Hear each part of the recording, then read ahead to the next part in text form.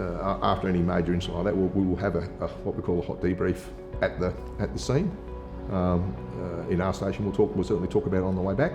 We've got a form we fill in online to let the employee support program know that we've been to a major incident, and then they'll make contact with us as well to make sure we're okay, and then follow through to if we need any more assistance with that in coping.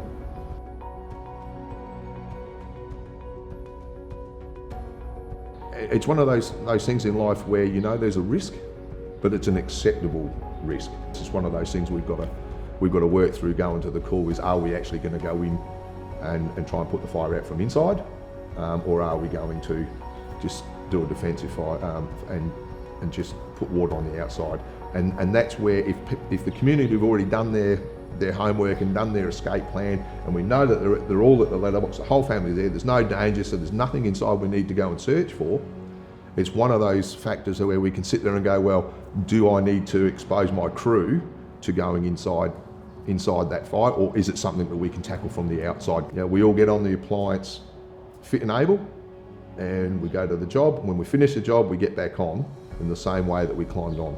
So to do that, there's risk mitigation.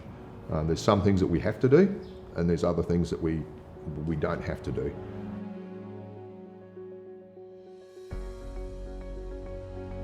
We're fortunate.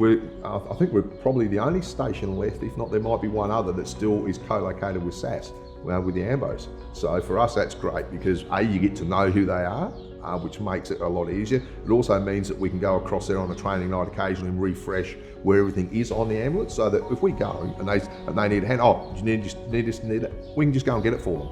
Or when we bring it, if we help them bring gear back, so that way they're confident that we know what we're doing.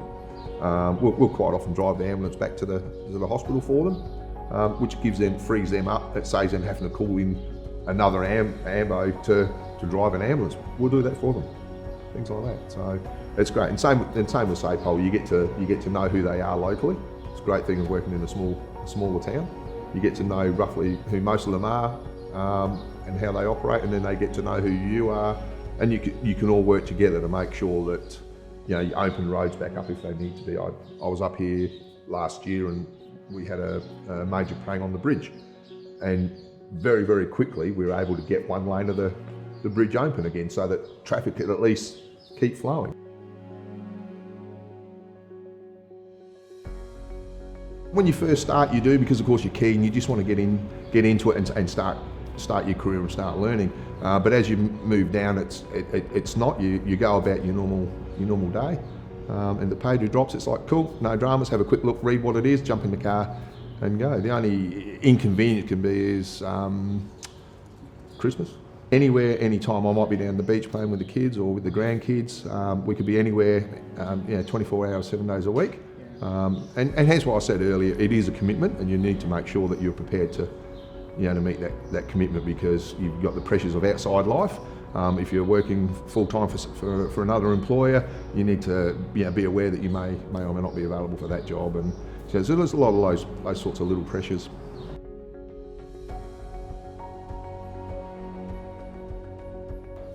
Always welcome to have people come up and talk to us and actually ask what it is we do, what's involved, what is it I need to do to be there. Obviously you need to be fit, but that's not the end of it. A little bit of community mindedness goes a long way as well, because it's not, for us, it's not just a job. It's a lifestyle choice. But there's plenty of avenues to go, whether or not you wanted to go join the MFS or CFS or SES or SAPOL or SAS. All of them are approachable to go and ask, and I think to me that's the best way to find out what the job's really like, is actually go and ask to somebody who's actually doing the job. You can read a lovely glossy brochure which will give you so much information, but when you then go and talk to the people that are actually doing the job, you get to find out so much more. We don't do it for pats on the back.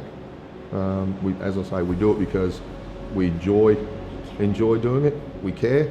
I always say to people when they ask, I say 99.9% of the job is brilliant. There is this much that is sad, but you've got to focus on that 99% of the job, which is really good.